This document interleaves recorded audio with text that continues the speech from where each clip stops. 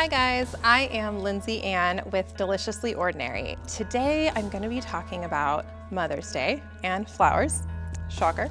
I wanted to talk about ways that you can maximize your enjoyment of an arrangement. Mother's Day and flowers really go hand in hand.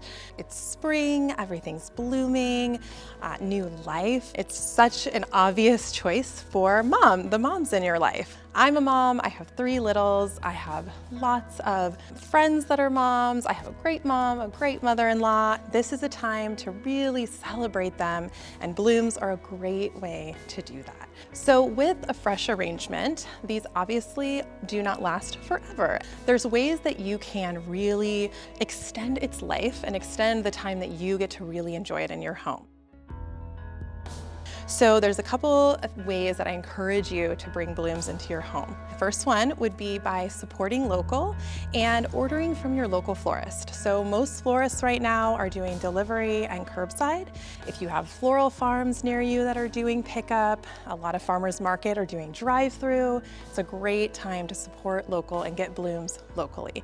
The other one is foraging or going out on a nature walk. Great activity to do with your family. Have a scavenger hunt, collect what you see, what you're drawn to, and bring it home and make an arrangement and have that inside of your home. The last suggestion I have, and one I really love, is trade or barter with a friend or neighbor. If your friend or neighbor has blooms in their yard that they know you're gonna take, they're okay with you taking, definitely get permission. It's a great way to swap. So if you have some really cool foliage or blooms in your yard that you won't miss, and they do as well, you guys can trade and get some really cool stuff. And it's such a beautiful transaction right now to have with those in our community. So I've done this with a lot of friends, and it's just really nice to have elements from their yard, from your yard, and have that, have them together. It's just like really feels good to have that. And then you didn't spend a dime. Again, I totally encourage you to support local. We are doing fresh flowers, we're doing delivery, and there's a ton of other local florists that are doing really beautiful arrangements as well. So if you can support local, yes.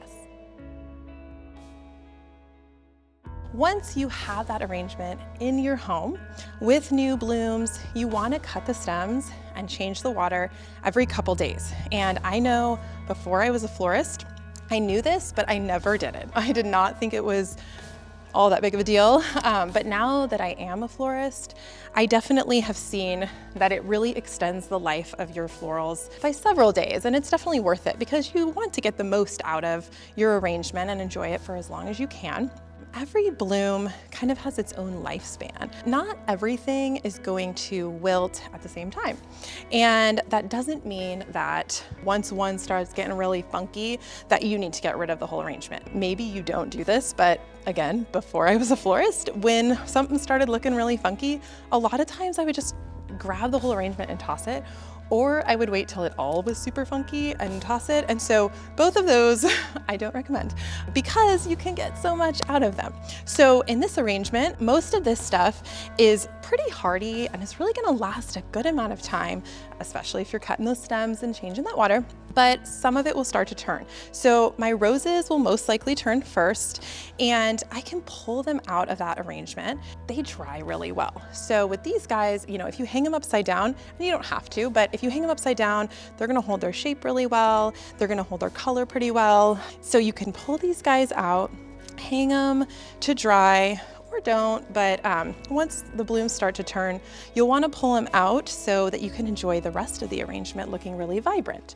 If you pull that stuff out and the arrangement still looks complete and it still looks really full and beautiful, enjoy. But if when you start pulling stuff out, it starts to look a little skimpy and it's kind of not how you want it to look, you can start to disassemble and take some of the greenery and the stuff that's living longer and put them into different vases and vessels throughout your home. I really love to have something living in every room of the home. So it brings life, it brings this really beautiful energy into your home, whether it's a plant or just a single stem of a green. There's just something about a fresh element that you can't get with a silk flower or anything else. So You can get creative with the vessel too. This guy is my favorite vase, or one of them. I love vases, but this is actually what my maple syrup comes in.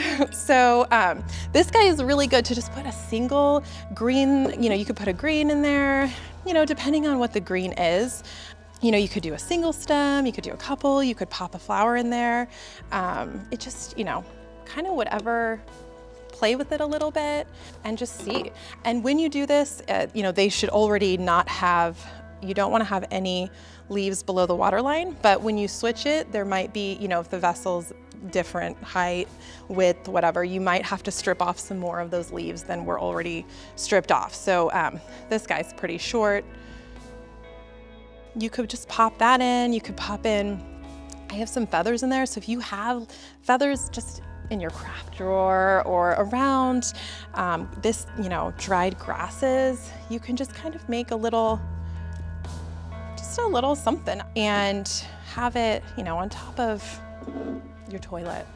There's just something about a fresh element that you just can't get with something else. So, a teapot, a mason jar, something like that. Another way to maximize the life. So as it starts to turn, let them dry completely. So this actually was an arrangement that was, everything was foraged. I went out into, on a nature walk with the family, foraged all of this, and all of this actually dried in my vase. So it doesn't have water anymore. I didn't pull anything out. This all just happened to dry really beautifully, so I let it.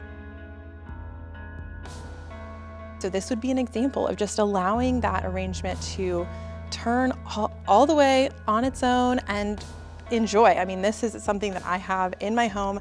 I actually created this one of the first days of quarantine. So this is about 6 weeks old, and I'm keeping it forever to remember the beauty of this arrangement made quarantine day 3 or whatever. Drying the whole arrangement out, drying pieces of the arrangement, that's ways to really maximize your enjoyment. The last way that I want to chat about is making a floral mandala.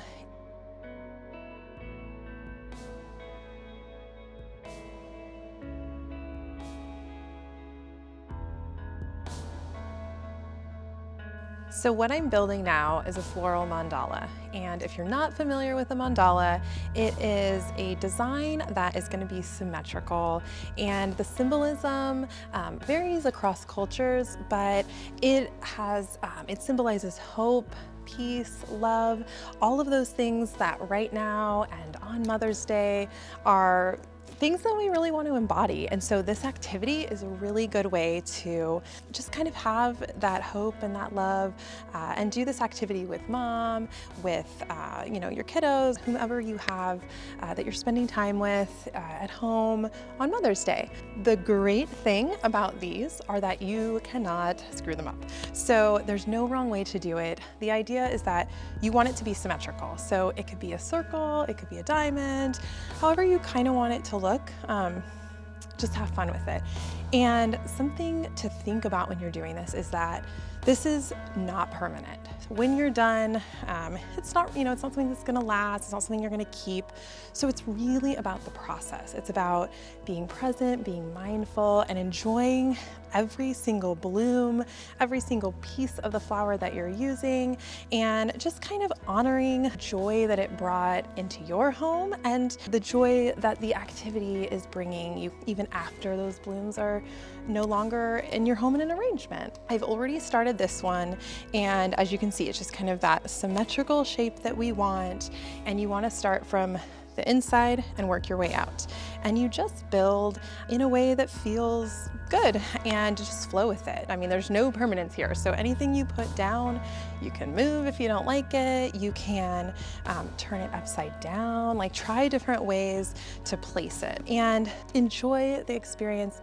If you're with kiddos, this is such a sensory experience.